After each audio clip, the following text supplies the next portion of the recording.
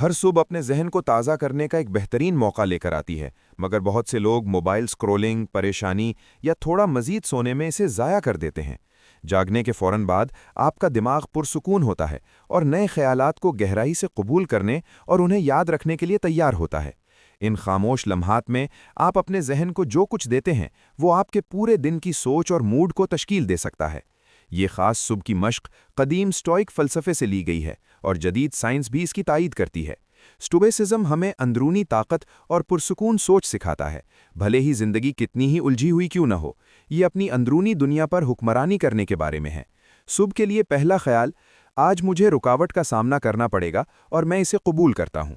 مشکلات کی توقع رکھنے سے آپ کا ذہن تیار رہتا ہے تاکہ جب مسائل آئیں تو وہ کم حیران کن لگیں۔ چھوٹی چھوٹی پریشانیاں ذاتی محسوس نہیں ہوں گی اور تیار رہنے سے گھبراہٹ کم ہوتی ہے، جس سے آپ کی سوچیں واضح رہتی ہیں۔ دوسرا خیال، میں ہر چیز کو کنٹرول نہیں کر سکتا، لیکن میں اپنے رد عمل کو کنٹرول کر سکتا ہوں۔ بہت سی چیزیں آپ کے بس میں نہیں ہوتیں، لیکن آپ کا رویہ اور اعمال ہمیشہ آپ کے اختیار میں ہوتے ہیں، جو بے چینی کو کم کرتے ہیں۔ تیسرا خیال، میں اپنی سوچیں نہیں ہوں، میں بس ان کا مشاہدہ کرتا ہوں۔ آپ کا دماغ اکثر فکر اور شکوک پیدا کرتا ہے، لیکن یہ خیالات ہمیشہ سچ نہیں ہوتے۔ آپ پیچھے ہٹ کر انہیں دیکھ سکتے ہیں۔ یہ فاصلہ تناؤ کو کمزور کرنے میں مدد دیتا ہے اور آپ کے ذہن کو واضح اور مضبوط بناتا ہے۔ چوتھا خیال، میرے پاس جو کچھ ہے میں اس کے لیے شکر گزار ہوں۔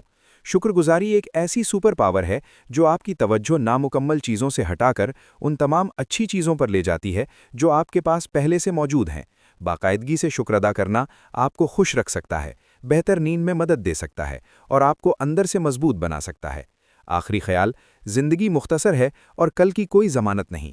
یہ اہم خیال وقت کی قدر اور مقصد کا احساس دلاتا ہے، جو آپ کو ہر دن سستی کے بجائے بامقصد گزارنے میں مدد دیتا ہے۔ ان 5 طاقتور خیالات کو 7 دنوں تک ہر صبح آہستہ آہستہ دہرائیں۔ اس سے پہلے کہ باہر کی مصروف دنیا آپ سے مخاطب ہو، ان خیالات کو اپنی اندرونی دنیا کی رہنمائی کرنے دیں۔